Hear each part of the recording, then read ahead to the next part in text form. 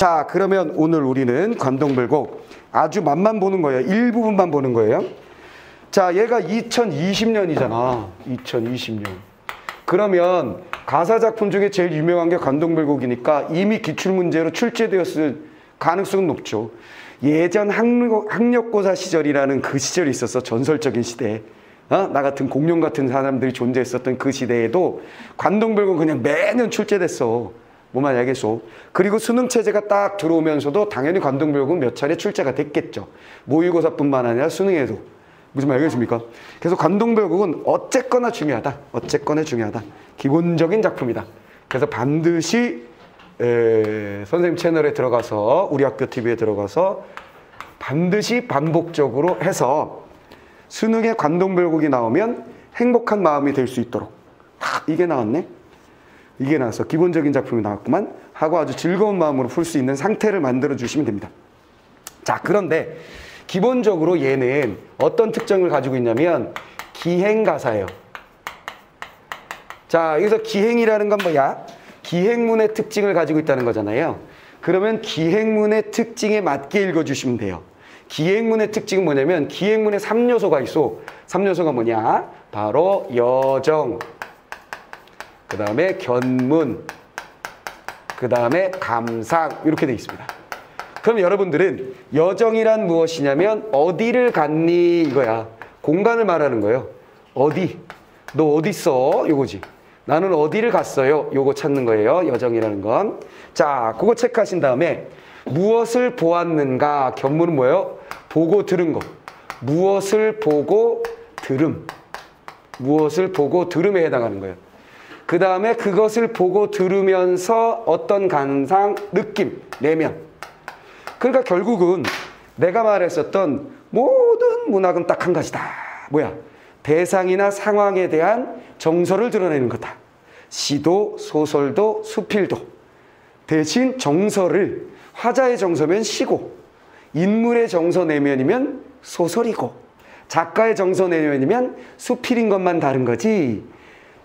대상, 상황에 대해서 정서를 드러내는 거다라고 보면 결국 뭐가 되는 거예요? 여정과 견문이 뭐에 해당하는 거예요? 대상이 되는 거고, 감상이 뭐가 되는 거야? 그것에 대한 감상, 정서가 되는 거죠. 이래서 근데 어쨌거나 얘는 단락 나누기 하면서 읽으셔야 돼요. 무조건 여기 해놓은 것처럼 아, 얘 거기 갔구나. 무엇을 보고 들었구나. 그것에 대한 느낌이 이거구나. 이렇게 정리하면 돼요. 근데 감상은 기본적으로 당연히 기행문의 형태에서 나는 어디 갔어요. 정말 좋았어요. 이렇게 얘기하지. 어디 갔어요. 어우, 정말 거지 같았어요. 괜히 왔어요. 이런 거 하지 않아. 그런 건 기행문으로 쓰질 않지. 무슨 말 알겠어? 그리고 우리 국토를 돌아다니면서 마음에 안 든다고 얘기할 리가 없잖아. 그래서 기본 정서는 하여간 아름다워요, 멋져요, 너무 감동적이었어요. 이런 얘기가 들어가는 거야. 이해됐지?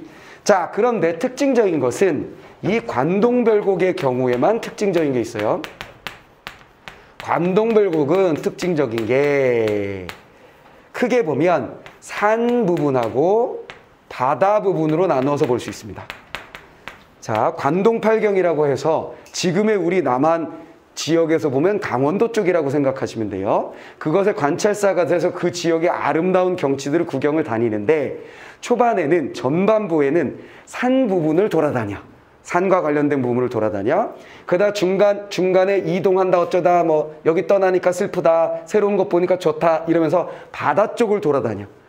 그러면 크게 이렇게 산 부분과 바다 부분이 조금은 달라. 산 부분에서는 주로 어떤 얘기를 하냐면 주로 아름답다라는 거, 그 아름다운 자연이다라는 건 그냥 기본적인 거고 기행문이니까 기본적인 거고 여기서는 개인적인 욕망과 사회적인 책무 중에 여긴 사회적인 책무를 좀 더 중요하게 중간중간에 조미료로 집어넣어요. 오케이. 근데 뒤로 가면 갈수록 개인적인 욕망과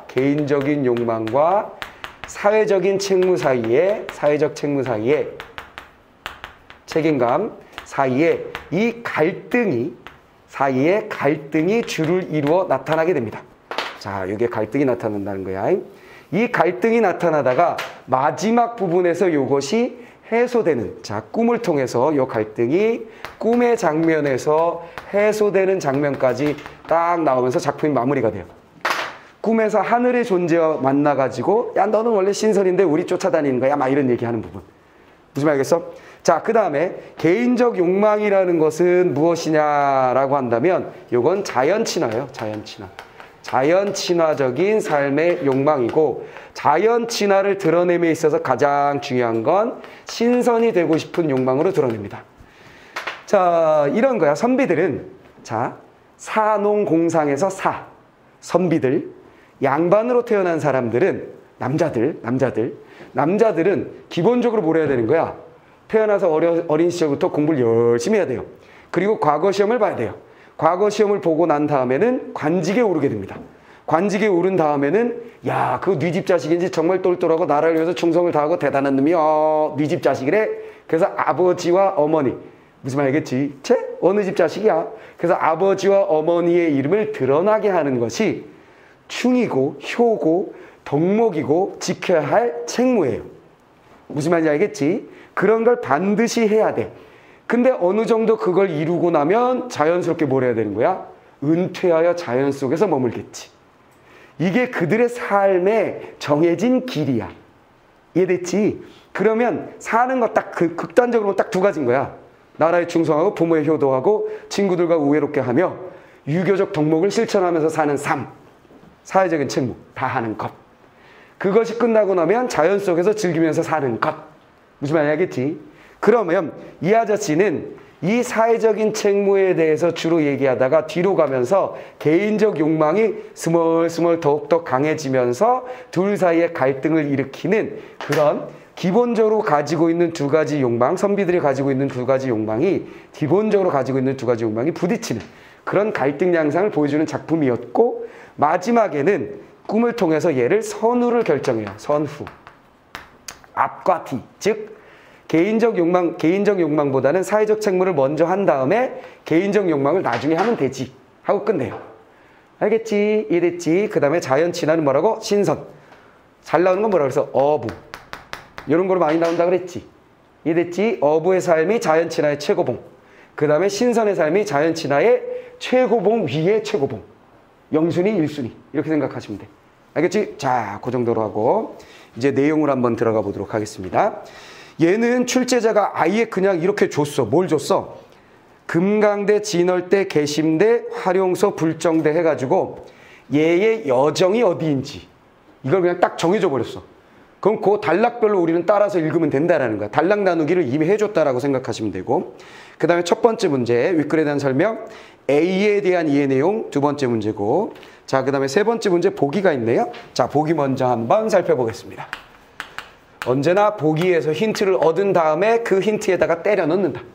오케이. 독서에서는 개념을 잡고 개념의 관계 공식을 찾은 다음에 보기를 보고, 보기는 사례니까 거기다 때려 넣고, 문학에서는 일반적으로 작품에 대한 일반적인 내용이거나 그 작품 자체의 특징적인 내용에 대해서 힌트를 딱 주니까 그 힌트를 잡은 다음에 본문을 들어서 거기다 때려 넣고, 이 과정 거치시면 됩니다. 자, 그럼 보기 봅시다. 조선시대 사대부들은 자연의 하늘의 이치가 구현된 것으로 보았다. 하늘의 이치. 아, 이거 이기론 지난번에 했었던 거 그 얘기 그대로네. 그치? 하늘의 이치가 있는데 그 이치는 자연 사물에 그대로 담겨 있다. 알고 있는 얘기야. 성리학에서 주로 얘기하는 거. 그들 중 대부분은 자연의 미를 관념적으로 형상했다. 또돈. 자, 뭐야? 일반적인 복이네요. 사대부들은 뭐 했다는 거요? 자연의 미를 관념적으로 형상했다. 자연의 아름다움을 관념적으로 형상하였다. 자, 관념적이다라는 얘기는 달리 얘기하면 추상적이다. 추상적이다라는 얘기는 머릿속에서 이루어지는 생각이다. 헷갈리면 반대로 생각하면 구체적이지 않다. 아이고, 구체적이란 말도 모르겠고 관념적이란 말도 모르겠고 추상적인 말도 모르겠어요. 그렇다면 우린 뭐 생각하자 그랬어? 구체적이란 건 오감으로 인지가 가능하다. 오케이, 이렇게 생각하면 된다 그랬지? 시를 설명하면서 시작점에서 내가 한 소리야. 그래서 시인이 하는 짓은 무엇이다? 관념적이고 추상적인 일상적인 언어를 무엇으로 바꾸는 거? 구체적이고 감각적인 시어로 바꾸는 것. 그래서 난 널 사랑해. 이 사랑이라는 추상적인 말을 무슨 말이겠어? 너는 내게 바나나 같은 존재야. 이렇게 하면 땡. 뭔 개소리야? 이렇게 되잖아. 하지만 바나나로 틱 바뀌니까 뭐야? 구체적이지. 감각적이고.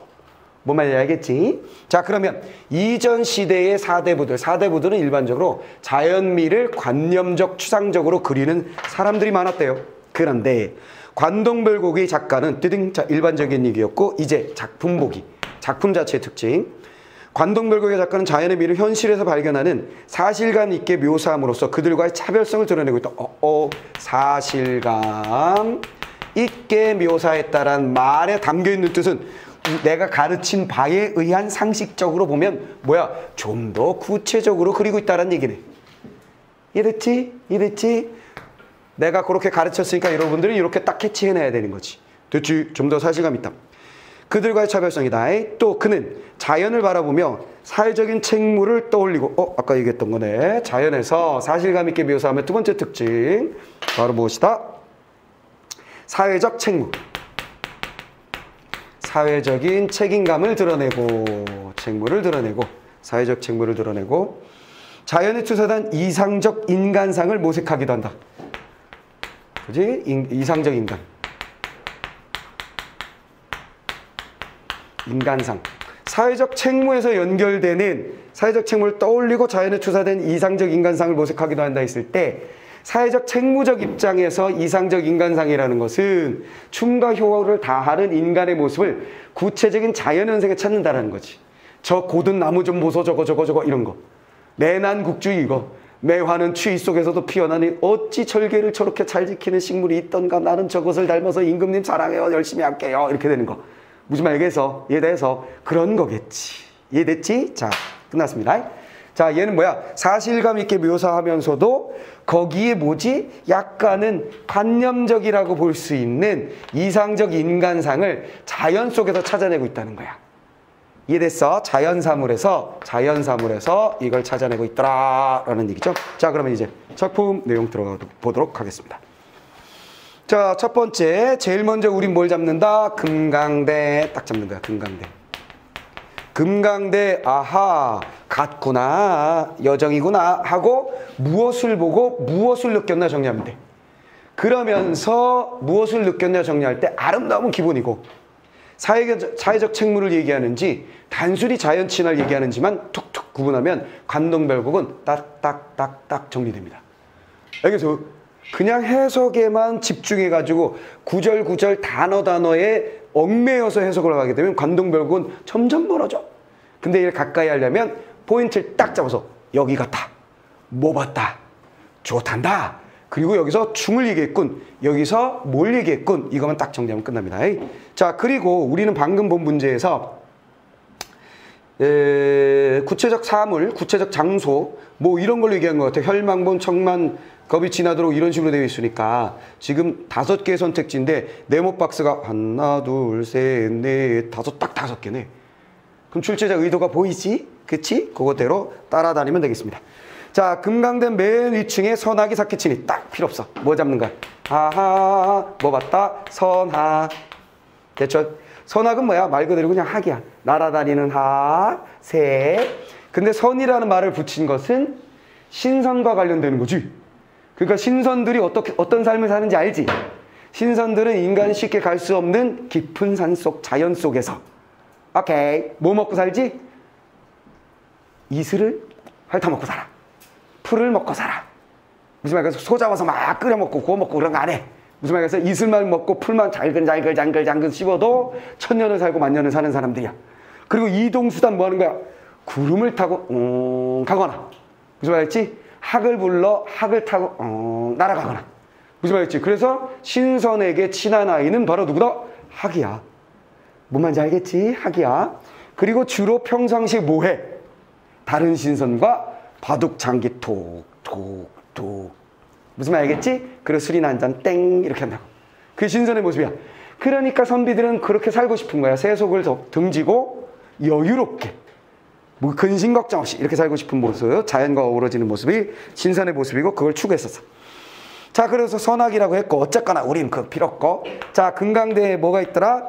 맨 꼭대기 층에 학이 삿기를 치니, 새끼 치고 있었어. 새끼 치고 있었어. 알 품고 있었나? 춘풍 옥적성에 첫잠을 깨뒀던지. 그 녀석이 뭐야? 춘풍, 봄바람, 옥적성, 오피리 소리에. 여기 적자 정도는 한자를 싹 동그라미 해놓고 적자. 피리 적자야, 피리. 요 적자 정도는 한자를 싹 동그라미 해놓고 그 정도 기억을 해주시면 피리 부는 얘기가 많이 나오거든. 무슨 적 잘 나와. 오케이. 자, 그러면 알아두면 다른 작품을 읽을 때도 뭔가 힌트가 될 수 있어서 좋습니다. 첫 잠을 깼는지 호위현상의 반공에 솟았더니. 자, 호위현상 밑에 있어요. 흰 저고리에 검은 치마란 뜻으로서 학을 가리킨다. 이런 걸 암기할 필요는 없어. 우린 뭐만 하면 돼? 소소뜨니. 소소가 뭐야? 소사. 뜨니는 쉽지. 뜨니. 됐냐? 그러면 선생님 고전시가 모르는 거 나오면 너무 힘들어요 하는데 만약에 이거 모른다고 생각해 보자고. 그럼 뭐야? 금강대 맨 위에 선학? 학인가 보구나. 학이 삿기치니. 삿기치니도 전 모르겠어요. 그럼 선학이 있는데 춘풍 봄바람에 옥적성 모르겠어요. 버려. 봄바람에 첫잠을 알잖아. 첫잠을 깼는지 여기까지는 할 수 있다고. 그래서 모르는 걸 버리는 거야. 금강대 학이 봄바람에 잠을 깼는지. 호위현상 몰라요. 버려.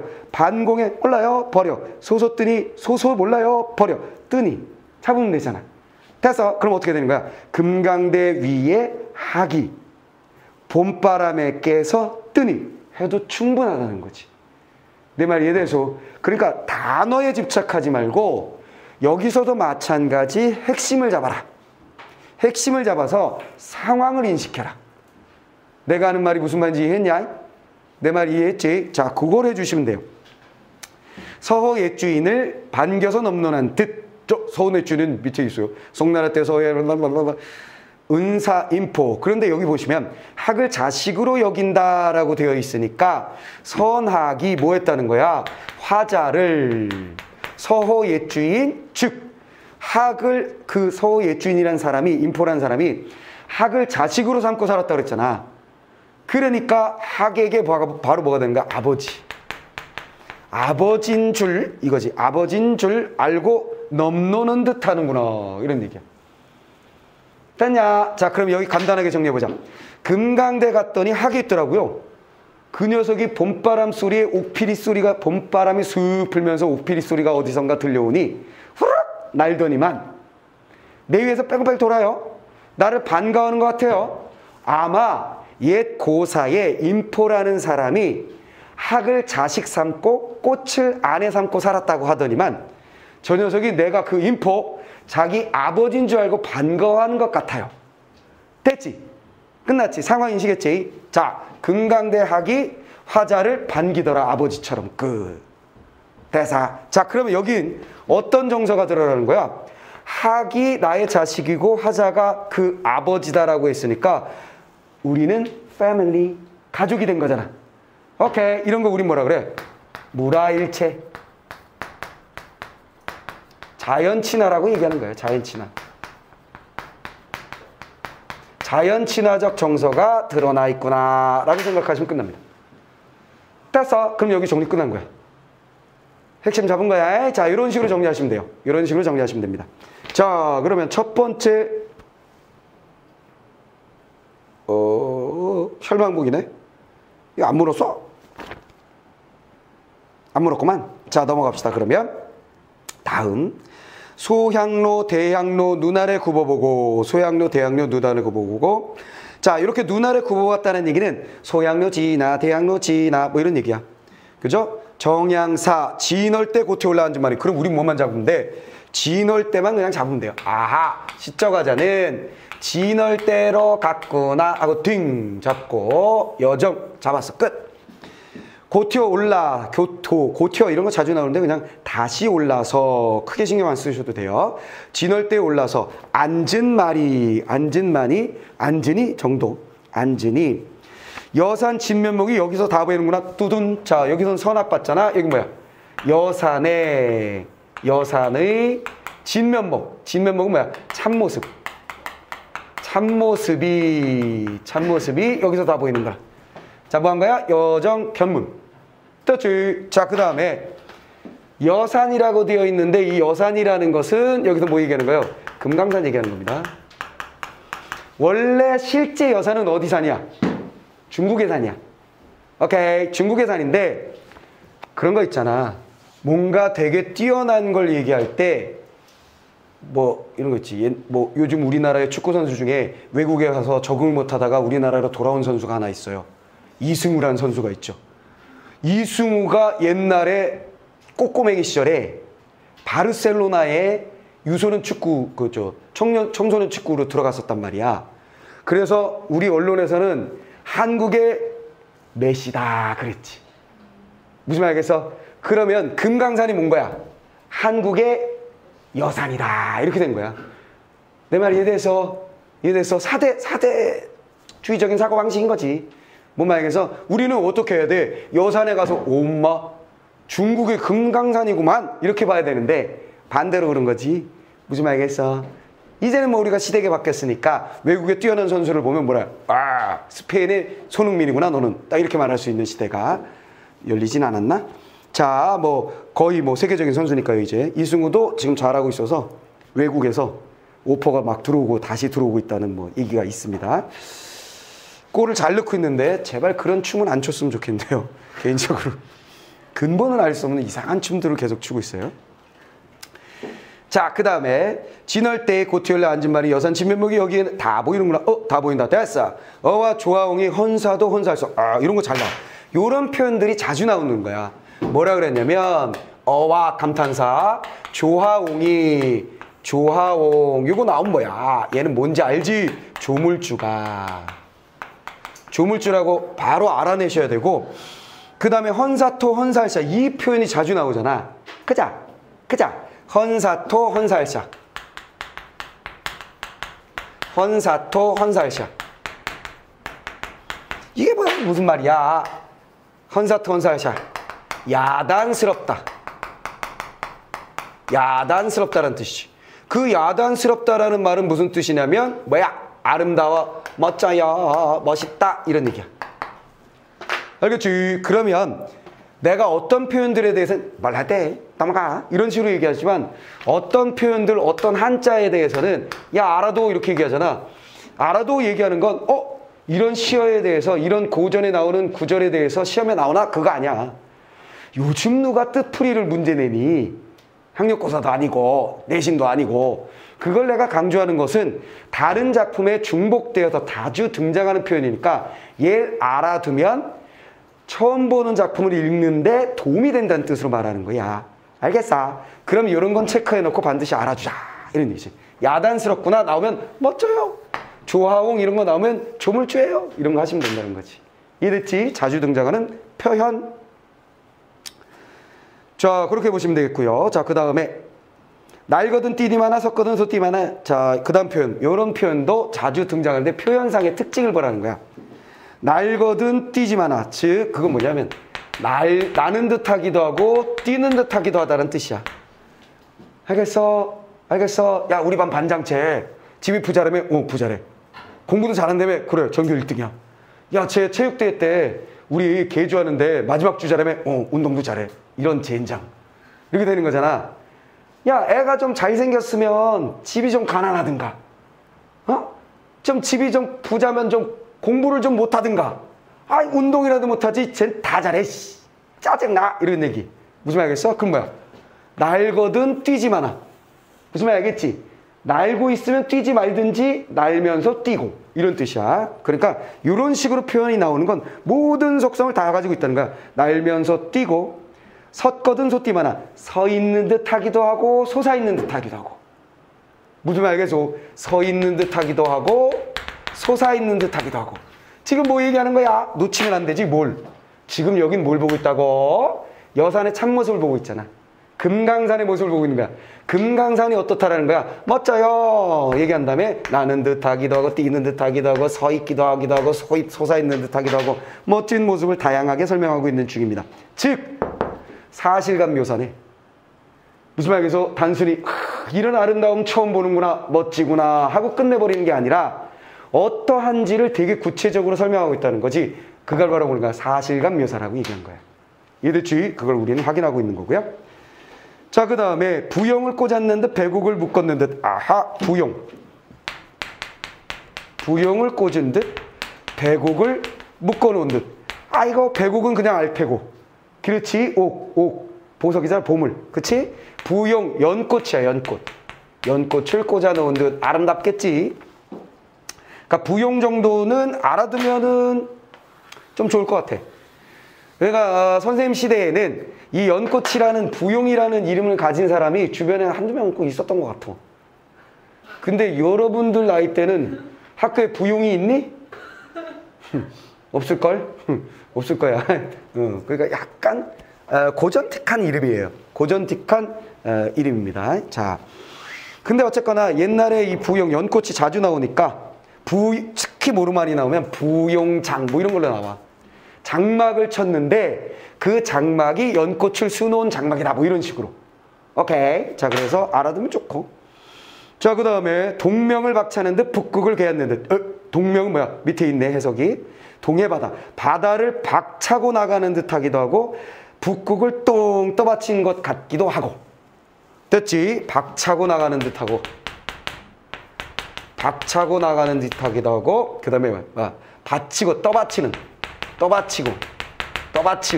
떠받고 있는 듯 하기도 하고. 그럼 나는 듯, 뛰는 듯, 서는 듯, 솟는 듯, 꽃을 꽂은 듯, 옥을 묶은 듯, 박차고 나가는 듯, 떠받치고 있는 듯. 그러면 이게 동적이기도 하며 정적이기도 하며 색채가 느껴지기도 하며 다양한 걸 그냥 넣은 거야. 알겠지? 그 정도로만 알면 되겠고. 그 다음에 갑자기 뭐로 들어가냐면 높을 쉬고 망고대 외로시아 혈망복. 아하, 두 가지로 들어갔어. 뭐야? 망고대와 혈망복.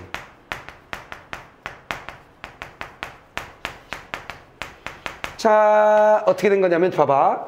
진월대에서 여산의 참모습을 볼 수 있다 그랬잖아. 그러면 여기 이 앞부분은 전부 다 뭐 한 거야? 전체적인 모습을 이야기한 거예요. 그러다가 지금 여정 견문이 두 번째 견문이 나오는 거야. 같은 공간에서. 두 개의 봉우리만 얘기하는 거야. 그렇다면 자연스럽게 전체적인 것에서 두 개의 봉우리로 딱 넘어갔으니까 부분적으로 간 거지. 좁아진 거야, 시선이. 내 말 이해됐어? 내 말 알아보겠어? 이해됐지? 시선이 딱 두 부분으로 퉁 좁아진 거야. 자, 그러면 보세요. 망고대 혈망복. 하늘을 추미러 무슨 일을 하리로라. 하늘을 떠받치고서 밀면서 떠받치고 밀면서 무슨 일을 사로리어 사례다. 기본형이 사례다지. 하늘에게 무엇을 사례다. 사렘 알리는 거지. 누구한테? 하늘을 떠받치고 하늘에게 무엇을 알리려고? 그러니까 12,000 봉우리가 금강산 봉우리가 막 있는데 그 중에 유난히 퉁 높은 봉우리가 있었으니 망고대 혈망봉이고 그 두 개의 봉우리는 마치 하늘을 떠받치고 뭔가를 아뢰려고 하는 충신의 모습이다. 에이? 이상적 인간상 보는 거야, 여기서. 이래서 충신의 모습, 이상적 인간상을 보는 거야. 자, 하늘을 떠받치고 무엇을 알리려고 하는 듯하다. 그런 얘기죠. 자, 그런 얘기입니다. 자, 1000만겁 지나도록 굽힐 줄을 모르는구나. 아, 1000만겁. 긴 시간 동안 굽지 않는다. 그치? 지조절개. 됐지? 충성스러움의 지조. 절개가 느껴지는 거지. 그래서 여기서는 덕목 뭘 얘기하는 거야? 유교적 덕목, 충을 얘기하고 있는 부분이었어. 끝. 자, 그렇게 된 거예요. 어아 너여 이거 너 같은 애 또 있느냐? 아, 너로구나. 너 같은 애 또 있을까? 너 대단하다. 그래서 예찬으로 끝난 거죠. 이거 예찬하고 끝납니다. 너 같은 애 또 있냐? 너밖에 없는 것 같아. 하는데 은근히 뭐야? 자기 자신을 거기다 대입하는 듯한 느낌. 요 정도 드는 거지 뭐. 그래서 자기 자신이 그렇게 충성을 다하는 신하임을 이야기하는 듯한 느낌. 이해됐습니까? 이거 지은이가 누구야? 정철. 그렇지, 정철. 오케이. 한때는 권력을 잡았으나 삼인국 송미군 쓸 때 어땠어? 밀려났었잖아. 그치? 그러니까 임금님 사랑해요. 계속 어필하는 얘기가 많이 들어있어요. 알겠어? 나 사랑해요. 나 같은 충실 어디 있다 그랬어요? 다시 이뻐해 주세요. 이런 게 작품 속에 많이 녹아있는 거지. 특히 심한 건 뭐야? 삼인국, 송민국. 유배됐을 때 쓰여진 그런 작품들은 잘 드러납니다. 아시겠죠? 자, 그러면 이제 두 공간 봤어. 두 공간 봤어. 그래서 금강된 학을 보고 아이고 내가 네 아버지인 줄 아니? 무라일체 자연과 하나된 모습을 그렸고 진월대에서는 여산의 참모습이다. 그럼 전체적으로 바라보면서 야 조물주가 야단스럽게도 만들어놨구나. 나는 듯하는 봉우리 뛰는 듯한 봉우리 서 있는 것 솟아 있는 것 연꽃을 묶어놓은 것 같은 것 배곡을 묶어놓은 것 같은 것 저기 저 바다를 박차고 확 힘차게 나가는 것 같은 녀석 하늘을 뚱 떠받치고 있는 녀석 같은 것도 있는데 그중에 두 봉우리는 이렇게 넘어간 거지. 그중에 두 봉우리는 하늘을 떠받치고 뭔가를 아래려고 하는 그 모습이 천만 년 지나도록 계속되는데 저거 충신의 모습이구만 나 같은 녀석 이런 얘기지. 이해됐지? 그렇게 정리하면 끝. 자 그러면 여기 혈망봉에 대한 얘기 혈망봉. 자 세 번째 문제의 첫 번째 선택지 봅시다. 혈망봉을 천만겁이 지나도록 굽히지 않는 존재로 본 것은 작가가 지향하는 이상적 인간상을 자연에 투사한 것이고 또는 맞지. 투사한다라는 말은 어렵게 생각할 필요 없지. 비추어 넣는다, 비춘다 이렇게 생각하면 되니까 그냥 자연에 집어넣은 것이군 이렇게 생각하면 되겠어요. 이해됐지? 자 끝. 자 그러면 이렇게 해서 두 개의 부분을 한번 같이 살펴봤어요. 자 그럼 다음 부분 한번 가봅시다. 자 다음은 어디로 가느냐. 자 세 부분 남았어. 좀 시간이 걸리지 얘는. 자 다음 갑니다. 다음은 어디냐. 계심대 고티올라 두둔. 자 뭐야 계심대. 여정이 어디야? 그럼 계심대 갔어요. 뭘 봤나요? 찾아야죠. 계심대 고티올라 다시 올라서 중양성 바라보며 12,000봉 넉넉히 효여하니 두둔. 자 뭐야 여기 12,000 봉우리를 넉넉히 뚜렷이 헤아리니 효여하니 헤아리니 바라보니 정도 됐죠. 계심대에 올라서 12,000 봉우리를 뚜렷이 바라보니 봉마다 맺혀있고 끝마다 서린 기운 두둔. 자 이 12,000 봉에 대하여 뭘 얘기하냐면 먼저 기운을 이야기합니다. 자 앞에는 어떻게 했어? 시각적인 모습 그렇지? 색채가 어떤지 꽃과 같다 옷과 같다 달리는 것 같다 서 있는 것 같다 솟아오르는 것 같다 이런 그 형태에 대한 이야기를 주로 했다면 여긴 특징적인 게 뭐예요? 거기에 서려 있는 기운 사람들이 아는 척하면서 하는 말로는 아우라 정도? 무슨 말이겠어요? 야 여기 이 산은 뭔가 기세가 달라 기운이 느껴져 막 건강해지는 느낌이야 뭐 이런 거 알겠지? 자 그런 거. 자 기운이 맑거든 좋디마나 좋거든 맑디마나 이제 익숙하죠? 그 기운은 어떻다? 맑고 깨끗하다. 맑고 깨끗하다 이렇게 정리하면 되겠죠? 맑고 깨끗하다. 자 그 다음 저 기운 흩어내어 인거를 만들고죠. 아하 맑고 깨끗한 기운을 가져다가 뭘 만들고 싶다? 인거를 만들고 싶다 그랬어요. 인거는 당연히 뭐야? 나라에 쓰일 인재를 말하는 거니까 여기도 역시 앞에서 충성을 얘기했던 것처럼 여기도 역시 인거를 만들면 나라를 생각하는 거잖아. 그렇지. 여기도 사회적 책무에 대한 얘기가 드러나고 있는 거죠. 형용도 그지였고 태세도 하도할샤. 형용과 형용, 태세, 모습, 태세, 기세, 기세 정도? 이런 거. 이것도 하도할샤. 하도할샤는 뭐야? 하도할샤?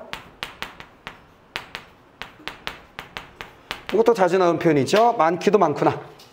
많기도 많구나. 많기도 많다라는 얘기는 다양하다, 아름답다라는 말로 정리를 해주시면 되겠고요. 천지가 삼기실 때 자연이 되었마는 이제야 보게 되니 유정도 유정할샤. 자, 이 기운과 형용을 보니 무슨 생각을 한 거냐면 이제 느낌 얘기하는 거야. 자, 계심대에 가서 12,000 봉우리를 봤어요. 12,000 봉우리에는요, 기운과 형용과 기세가 맑고 깨끗하고 많고 다양해야. 됐지? 근디 결론. 그 기세를 통해서 뭘 느꼈냐면 바로 이건 분명히 자연스럽게 됐을 거라는 거야. 자연스럽게 하느님에 의해서 만들어졌겠지. 조물주에서 만들어졌겠지. 만마라 만만만. 그렇지만 지금 다시 보니까 거기에 뭐가 있다? 유정도 유정할사 그랬어요. 유정하다. 자, 뭔 소리요? 의미가 있다 정도? 의미가 있다 정도. 됐어. 자, 그러면 이거 왜 이렇게 해석하냐면 이렇게 보는 거야. 앞에 이런 기운을 따서 뭘 만들고 싶다 그랬어? 인거를 만들고 싶다 그랬잖아. 그렇지? 뭐 이건 문제로 이런 건 잘 나오진 않아요. 미루어 짐작컨대 해석하고 있는 거고 각기 다르게 해석할 수 있는 부분이기 때문에 이런 걸 구체적으로 문제를 내진 않아. 오케이? 근데 그냥 한번 해보면 자, 여기를 뭐로 해석할 수 있느냐? 이 맑은 기운을 떼서 인거를 만들 수 있다는 얘기는 나라를 위한 인재를 만들어내는 기운이잖아. 그러니까 옛날에 막 이런 거 많아. 어떤 장수는 무슨 산의 기운을 타고 태어나서 이런 거 있지. 그러면 결국 그 자연을 만든 건 하늘이잖아. 조물주잖아. 근데 그 기운을 거기에 영적 인물이 타고나잖아. 그러면 세상에 쓰일 만한 인물을 자연물을 통해서 만들어낸 거라고 볼 수 있지. 무슨 말이겠어? 그러면 조물주가 그냥 대강 여기 산 있어라, 여기 강 있어라 툭툭 만든 게 아니라 세상을 위해서 그 아름다운 자연들의 기세를 만들어 놓은 것이구나. 의미가 있는 거였구나. 이런 깨달음으로 볼 수 있다는 거지. 내 말 좀 알아먹었냐? 이건 하나의 해석일 뿐이야. 뭔 말이겠지? 하나의 해석일 뿐이야. 내가 보기엔, 내가 선생님이 생각하기엔 그렇게 해석하는 게 좋을 것 같다는 거지. 근데 여러분들은 그냥 뭐야? 아하, 여기서 인거를 했다. 사회적인 욕망, 사회적인 책무, 국가에 대한 생각을 얘는 하고 있구나만 그냥 알아내시면 되고, 자연스럽게 만들어졌지만 거기엔 뭔가 유정하다, 뭔가 정이 있는 것 같다 라고 그냥 마무리 지으면 돼. 그러면 출제자가 뭐라고 말하는지만 보고 그럴듯하네? 그럼 오케이. 뭐 이 멍청한 설명인데 그럼 X 해주시는 것만 하시면 돼요. 오케이. 자, 그러면 여기는 굵은 글씨들이 나왔으니까 중앙성을 바라보면서 어떠저떠 나왔으니까 한번 풀어볼게요. 자, 세 번째 문제 2번 선택지. 계심대에서 저기운을 흩어내서 인건을 만들겠다는 의지를 드러낸 것은 작가가 자연을 바라보며 자신이 사회적 책무를 인식하고 있음을 보여주는군. 거기 이상 벗어나지 않는 거야. 됐지? 그건 맞지? 자, 그 다음에 중앙성을 바라보면서 천지가 자연이 되었다고 본 것은 자연의 미가 하늘의 이치가 구현된 인간사회에 영향을 받는다고 생각하는 작가의 인식을 보여주는 거야. 뭔 소리야? 이건 조물주가 만든 건데 인간사회의 영향을 자연이 받는다고 했으니 이런 몽충이 같은 소리가 있어. 땡 답 이렇게만 하면 된다는 거지. 그래서 누군가가 한 해석을 공부하는 것을 수능은 요구하지 않아. 무슨 말이겠어? 내가 하나의 해석을 해줬지만 와, 선생님 그럴듯한데요? 암기 이게 아니라는 거야. 그냥 나는 그런 해석을 하는 방법을 내가 왜 그렇게 해석했는지 보여줬고, 여러분들은 문맥을 통해서 무엇은 옳고 무엇은 그럴듯하고 무엇은 거지 같다라는 것만 판단할 수 있는 힘만 키우면 돼. 내 말 알겠어? 해석을 공부하고 외우는 게 아니야. 이해됐지? 자, 그렇게 정리하시면 되겠습니다. 자, 그래서 두 개 선택지 보면서 답 나왔고요. 자, 이제 어디로 가느냐? 활용서 한번 가봅시다. 활용서. 자, 다음 장소는 활용서 등. 자, 여정 활용소고요. 자, 그 알패 너러바이 활용소 되었으라. 엄밀히 말하면 여기 사자본 가가지고 활용소를 보는 거거든. 그래서 얘 여정이라 보기보다는 얘는 견문에 해당하는 건데 어쨌거나 출제자가 얘를 네모했으니까 우리도 네모하고. 활용소 되어 있구나. 이름상으로 보면 용이 되려는 못 이라고 생각하시면 돼. 알겠어요? 그러니까 산에 가면 계곡 있잖아. 물이 막 흐르고 어딘가 물이 고여 있어. 근데 이게 엄청 많이 고여 있어서 물이 많이 고여 있으면 그 안이 들여다 보여지질 않잖아. 그러니까 사람들이 뭐라 그러고 저기 천년묵은 이 무기가 저 안에 있을 거야. 어느 날 되면 제가 용이 돼서 더 올라갈 거야. 이렇게 생각한 거지. 그래서 뭐라고 이름 붙였다? 활용소라고 이름 붙였다. 오케이. 자, 천년묵은 노룡이 굽이굽이 서려 있어서 됐지? 이 안에 뭐가 있다? 노룡이 있을 거야. 상상이야. 천년묵은 늙은 용이 그 안에 서려 있어서 주야에 흘러내어 창에 이어시니 밤낮으로 흘러내리면서 창에 넓은 바다로 이어졌으니 풍운을 언제 얻어 삼위루를 들여낸다. 두둔. 자, 이 노룡아, 풍운을 언제 얻어 바람과 구름을 언제 얻어서 3일 동안 내리는 비를 비를 언제 내리려고 하는 것이니 음의 이온풀을 다 살아내려서라 음에 그늘진 언덕 정도로 해석을 하시면 되겠고요. 이온풀은 시든 풀들을 풀 다 살아내려시라. 저기 밑에 있지. 음의 이온풀은 그늘진 벼랑에 시든 풀. 자, 그늘진 벼랑에 시든 풀이라고 되어 있죠. 다 살아내어서라. 살려내라. 살려내라 하고 강력한 요구, 명령을 하고 있네요. 자, 그럼 여기는 무슨 얘기한 거냐면 노령을 일반적으로 많이 뭐로 해석해? 자기 자신. 화자를 빗댄 것이라고 해석하는 경우가 많아요. 언제 너는 바람과 구름을 만나? 이건 뭐야? 시기, 때를 만나는 거지. 때를 만나. 무슨 말이겠어? 네 능력 있는 거 알아. 근데 아직 때를 못 만난 거야. 때를 만나면 너의 능력을 펼칠 수 있을 거야. 할 때 그거. 그때 기회를 만나서 기회를 얻어서 3일 후 이건 뭐라고 보통 해석하냐면 선정이 뭐야? 착한 정치, 아름다운 정치, 좋은 정치를 베풀 거냐. 그걸 베풀어서 음해의 이온풀, 후미진 곳 그러니까 서민들이 사는 곳, 서민들의 공간이에요. 그렇지. 그래서 외면당하는 곳이지. 여기는 외면을 당하는 곳이야. 외면당한 많은 사람들이 시들었어. 힘들게 사는 거지.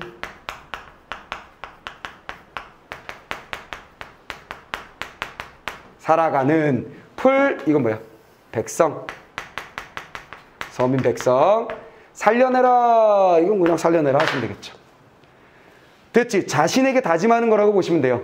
나는 언젠가 기회를 만나서 좋은 정치를 베풀어 외면당하고 있는 힘들게 살아가는 백성들을 다 살려낼 것이다. 이런 얘기지. 그런 다짐으로 보시면 되겠습니다. 그래서 우리는 여기를 뭐라고 정리한 거야? 선정의 포부가 드러낸 장면이에요. 이렇게 정리하는 거지. 선정의 포부가 드러낸 장면이다. 이렇게 정리합니다. 다 됐어? 정리됐지? 자, 그렇게 정리하시면 되겠습니다. 자, 이제 마지막. 외나무 썩은 달이 지나서 불정대에 오르니. 자, 마지막 여정은 불정대 올라서 불정대에 오르니 천심절벽을 반공에 세워두고 따단. 자, 뭐 봤니? 절벽을 봅니다. 천심이라는 건 전에도 한번 해봤지. 굉장히 높은 절벽, 깊이를 나타내거나 하여간 거리 단위, 크기 단위라고 생각하시면 된다 그랬어요. 엄청 높은 절벽을 반공에 세워두고, 공중에 세워두고 절벽이 공중에 서 있구나. 은하수 한 구비를 촌촌히 버여내요. 따단. 자, 이 절벽이 하나 있는데, 절벽이 있는 거야. 절벽이. 이거 절벽이 있어. 그런데 은하수는 뭐야? 하늘에 밀키웨이, 우리 은하수를 한 구비를 촌촌히 베어내요. 따단. 자, 이거 뭐야? 은하수가 흰색으로 있는데 요거 하나를 통 베어내. 이렇게 베어내어서 촌촌히 버여내요. 잘라내서. 자, 요거를 이렇게 은하수 한 부분을 잘라냈는데 머릿속에 뭘 상상하시면 딱 되냐면 게맛살 있지. 게맛살 알지? 맛살. 그 맛살을 이렇게 떼지. 그럼 얘를 뭐야? 잘게 실처럼 이렇게 떼낸다고 생각하시면 돼요.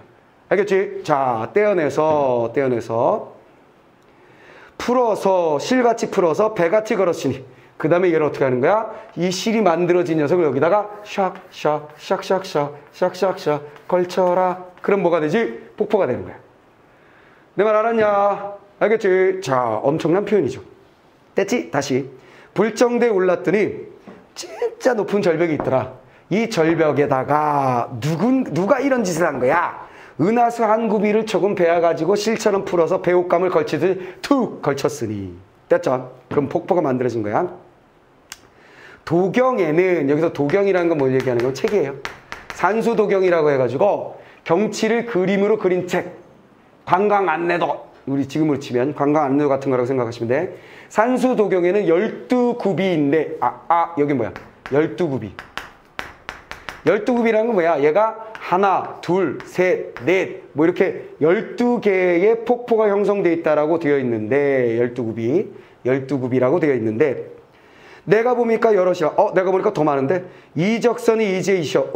자, 이적선은 누구야?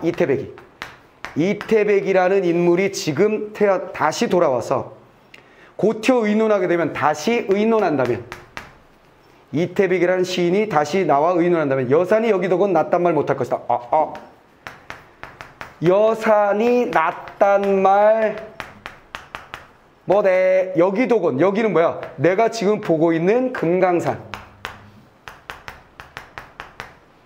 이해하고. 됐지? 자, 뭔 얘기하는 거야? 이태백이가 살아 돌아와가지고 말이야. 나하고 지금 배틀 붙는 거야. 야, 중국의 산이 그렇게 멋있어? 그건 멋있지. 어디가? 여산 끝내줘. 그럼 정철이 뭐라 그러는 거야? 야, 여기 금강산 한번 봐봐. 여산이 여기보다 더 멋지니? 그렇게 말 못하겠는데? 응? 삐까삐까하다, 야. 이렇게 말하겠다는 거지. 내 말 이해돼서 이해됐지? 자, 그럼 뭐였다고? 자, 다시 한번 봅니다. 불정대, 외나무 썩은 다리 지나서 불정대 딱 올라갔더니 큰 절벽이 공중에 탁 서 있더라. 여기에 누군가가 은하수 한 구비를 탁 잘라가지고 마디마디 잘라서 실처럼 풀어서 배옷감 걸쳐서 폭포를 만들어 놨으니 이 모양은 마치 산수도경에는 12굽이라고 되어 있지만 내가 보니까 더 많더라. 더구나 어찌나 아름답던지 이태백이가 와서 여산이 좋아, 금강산이 좋아. 그러면 야, 여산이 금강산보다 좋다라고 딱히 말을 못하겠다. 야, 여기도 진짜 좋다. 이렇게 될 것 같아. 이런 얘기죠. 됐지? 그러니까 여기 옛사람 호출해가지고 여기에 아름다움을 부각하는 표현을 해줬습니다. 자, 그러면 이제 마무리 지어볼까요? 세 번째 문제. 2개 선택지 남은 거 해결해 봅시다. 불정대에서 본 폭포의 아름다움을 실이나 배와 같은 구체적인 사물을 활용하여 표현한 것은 자연을 실감나게, 그렇지, 엄청 실감난 표현이죠. 작가의 태도 반영, 맞죠? 불정대에도 본 풍경을 중국의 여산과 비교하여, 맞죠? 우리 자연의 아름다움을 강조한 것은 관념이 아닌 현실에서 아름다움을 발견하는 작가의 차별성을 보여주는, 그렇지. 이런 선택지 왜 나왔냐면 그런 거 알 거야. 우리나라가 산수화를 그리면 사람들이 산수화를 그릴 때 뭘 그렸다는 거야? 외국의, 즉 중국의 아름다운 산수를 그렸다는 거지. 그러니까 산을 그리면 뭘 그리는 거야? 그리고서 야, 여보게, 아이고 이 산 멋지구만. 이게 무슨 산인가? 중국의 명산 여산일세. 자네 거기 다녀왔는가? 그 먼 곳을 내가 어찌 가보는가? 그 어찌 그렸는가? 상상해서 그렸네. 아니면 누구의 그림을 보고 내가 그렸네. 이렇게 되는 거야. 그러면 아름다운 산수를 그리려면 무조건 기준이 되는 중국 걸 그리는 거지. 그런 거에서 벗어난 게 바로 뭐였어? 진경산수화지. 내 말 이해됐습니까? 그러면 역시 머릿속에 관념적으로 자연을 얘기하던 시대에서 벗어나서 우리 자연의 아름다움을 체험하고 그릴 수 있는 시대가 열렸다는 거지. 그런 선택지였어. 자, 그럼 첫 번째 문제 볼게요. 설명으로 가장 적절한 게 여기 있었구나. 금강대 하나씩. 금강대, 진월대로 이동하면서 자연에 대한 화자의 이중적 태도를 보여주고 있다. 왜 이중이야? 말도 안 돼. 자, 진월대, 불정대, 내적 갈등, 땡. 개심대에서 성경 후정의 방식으로 화자의 바라본 풍경과 그에 대한 감의 그렇지. 개심대에서는 주변의 아름다운 기운에 대해서 얘기하다가 그것이 인거를 만든다라는 이야기로 넘어가죠. 됐지? 자, 맞습니다. 자, 그 다음에 활용소에서 원경, 동경 아니죠. 자, 그 다음에 5번. 활용소 불정대에서 이동 경로를 드러내지 않아. 아니요, 드러냈어요. 어디지나. 자, 그 다음에 A 부분에 대한 문제 봅니다. 부용을 꽂은 듯 배곡을, 부용, 배곡, 동명, 북극, 박차고 나감. 뭐 이거예요. 봉우리를 부용을 꽂고 배곡을 묶은 듯 했다는 것은 시각적, 색채죠. 색을 느끼게 합니다. 색채 이미지를 가지고 있는 거. 형상을 묘사했다. 맞고. 봉우리를 배곡, 동명과 같은 무생물에 빗대어 대상에서 느낄 수 있는 자연의 영속성을 표현했다. 배곡과 동명, 특히 배곡은 봉우리에 대한 비유인 건 맞는데 동명은 동해 바다니까 봉우리가 아니라 그 봉우리가 마치 동해 바다를 박차고 나가는 것 같다라는 것이니까 봐도 그거에 대한 표현은 아니고 비유는 아니고, 그 다음에 자연의 영속성을 표현한 것이라고 보기도 좀 어렵죠. 그냥 힘찬 모습을 보여준다 정도로, 아름다운 모습을 보여준다. 백옥은 그 다음에 동명을 박찬다 할 때는 동해 바다를 박차고 나가는 모습을 통해서 힘찬 모습이다 정도로만 하시면 되겠습니다. 자, 봉우리를 동명을 박차고 북극을 받치는 듯한 모습에도 빗대어 웅장한 느낌. 그렇지. 박차고 떠받치고 웅장하다, 크다, 멋지다 되겠네요. 날거든 뛰디 많아, 섰거든 솟지 많아. 날고 뛰고 섰고 서 있고 솟는다. 부각하여 대꾸를 통해. 그렇지. 됐죠? 대꾸 맞죠? 대꾸는 항상 뭐야? 유사한 동사 구조의 반복. 제일 중요한 게 뭐라 그랬어? 세트. 됐지? 날다, 섰다, 뛰다, 솟다, 뭐 이런 식으로. 꽂았는 듯, 박차는 듯은 뜻과 같이 상태나 동작을 보여주는 유사한 동사 구조. 나열, 대꾸 위에 있는 건 똑같은 거네. 나열 통해서 봉우리의 다채로운 모습, 됐습니다. 대꾸를 통해서 봉우리의 다채로운 모습을 보여주고 있다. 맞습니다. 자, 됐어요. 자, 그러면 이 시간에 내가 설명하고자 했던 것은 관동별곡의 이 부분을 여러분들에게 알라고 하는 거라고 보기보단 관동별곡을 어떤 방식으로 정리하면서 공부하는지에 대해서 보여준 거라고 생각하시면 돼요.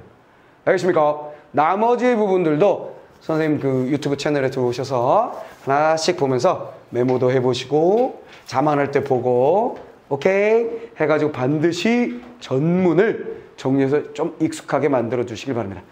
알았죠? 네.